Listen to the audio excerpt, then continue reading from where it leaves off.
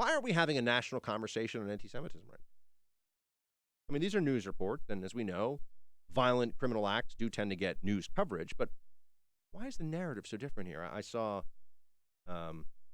fake honest newsman Jake Tapper, fake Tapper, ask somebody, would these attacks be different if would they be treated differently by the media? He asked, I think, a Democrat in Congress this, or some Democrat, if the attackers were white nationalists.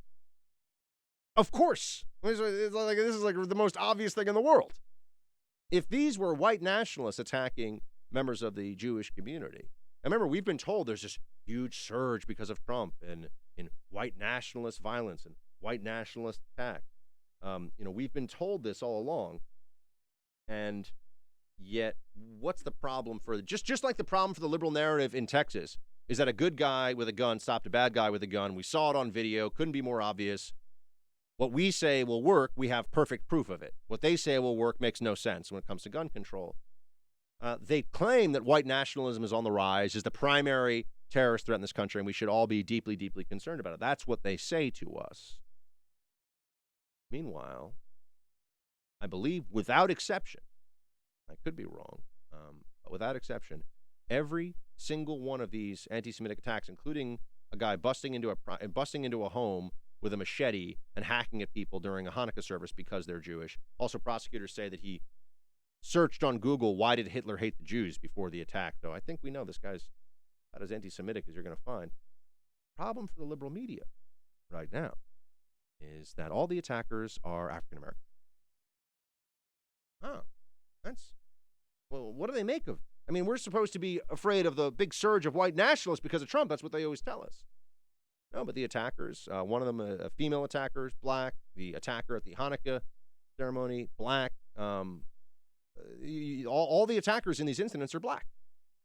Every single one of them. And you got a whole slew of these attacks, without exception. They're all black. And so now you look at this and you say, well, hold on a second.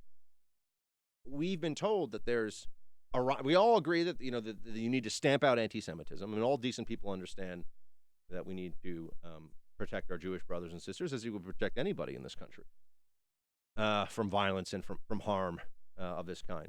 But we also are always being told that there's this surge in white nationalism because of Trump, and that's where the real anti-Semitism is.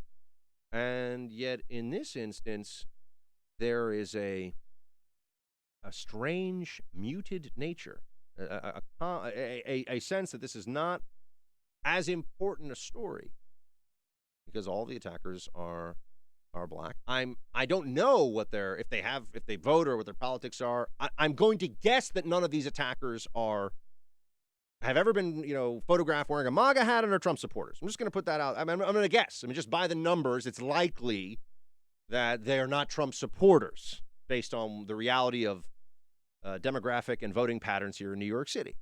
I think that's a fair guess.